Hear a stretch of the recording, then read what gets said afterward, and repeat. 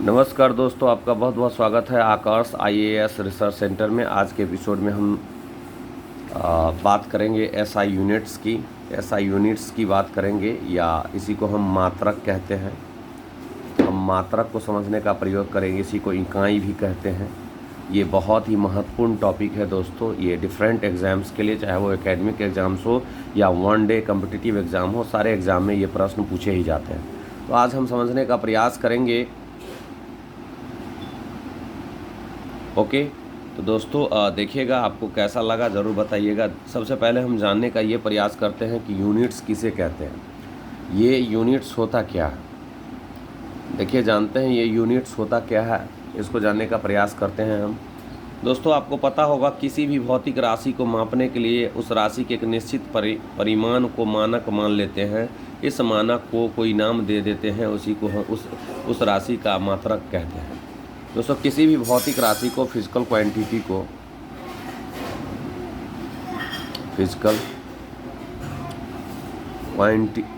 को मापने के लिए किसी मानक की ज़रूरत होती है ना।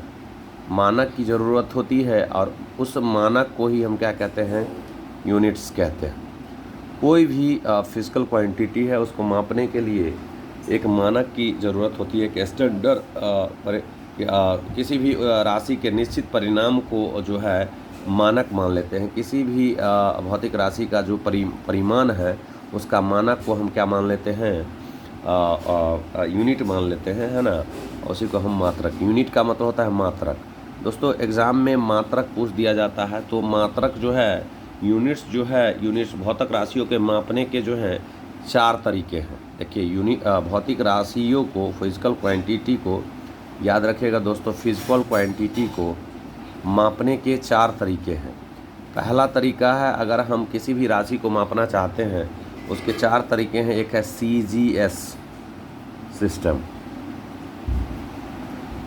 सिस्टम, और दूसरा है आपका, दूसरा जो सिस्टम है दोस्तों, वो है आपका दूसरा सिस्टम FPS। तीसरा है आपका,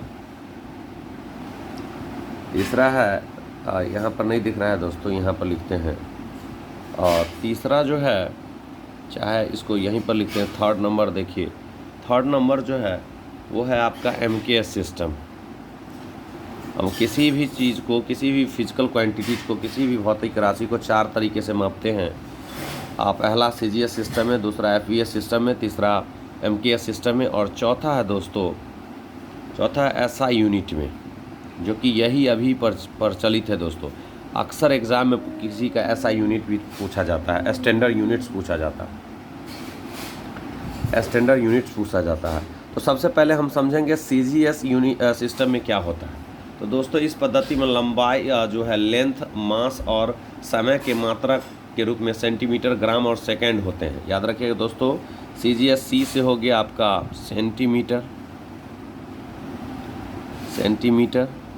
C से हो गया यहाँ पर सेंटीमीटर, और G से हो गया आपका ग्राम सेकंड,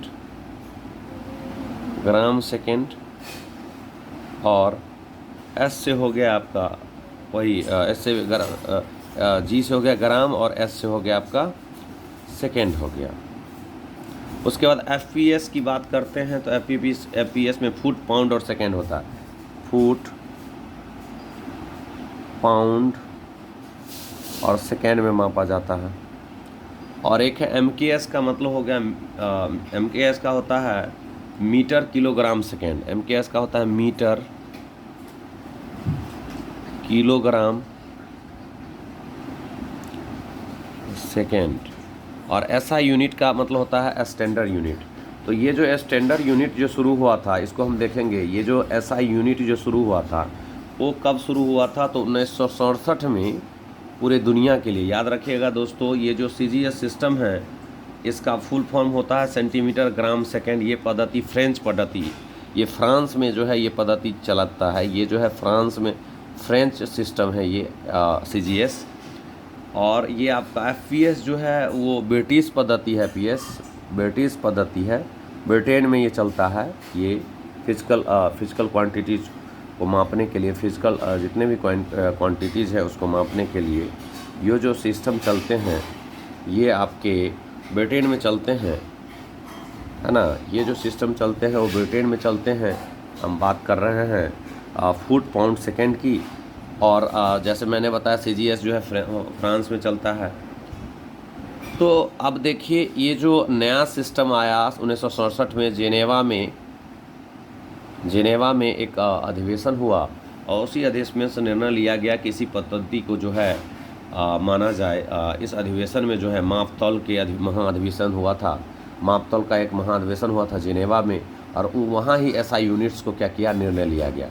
अब यहाँ पर प्रश्न बनता है कि SI यूनिट्स जो भी हैं वो कौन कौन से हैं। मूल SI यूनिट्स जो होते हैं वो 7 होते हैं, याद रखिएगा। 7 जो हैं वो 7 जो है उसको हम जानेंगे। 7 जो है वो आपके 7 जो हैं वो फंडामेंटल जो है यूनिट्स है। 7 यूनिट्स हैं जो मूल है, इसको समझने का प्रयास करेंगे। जैसे बोलते हैं लेंथ का जो होता है, जैसे लेंथ का अगर बोलेंगे तो होता है मीटर, ये मूल हो गया आपका मीटर। अगर हम बात करते हैं मास का, तो मास का SI मात्रक जो होता है वो होता है किलोग्राम होता है, याद रखिएगा। ये फंडामेंटल है, इसको याद रखना पड़ेगा आपको। और टाइम का SI मात्रक जो होता है दोस्तों वो होता है सेकेंड, आपको याद रखना होगा। उसके बाद टेम्परेचर का SI मात्रक जो होता है, टेम्परेचर का SI मात्रक जो होता है वो होता है आपका केल्विन, है ना। ये जो है फंडामेंटल SI यूनिट्स हैं। और इलेक्ट्रिक करंट का, इलेक्ट्रिक विद्युत धारा की बात करेंगे, इलेक्ट्रिक करंट का SI मात्रक जो है वो है आपका एम्पियर। उसके बाद है ज्योति तीव्रता की अगर हम बात करते हैं, लुमिनियस फ्लक्स की, है ना। ज्योति तीव्रता की बात करते हैं, लुमिनियस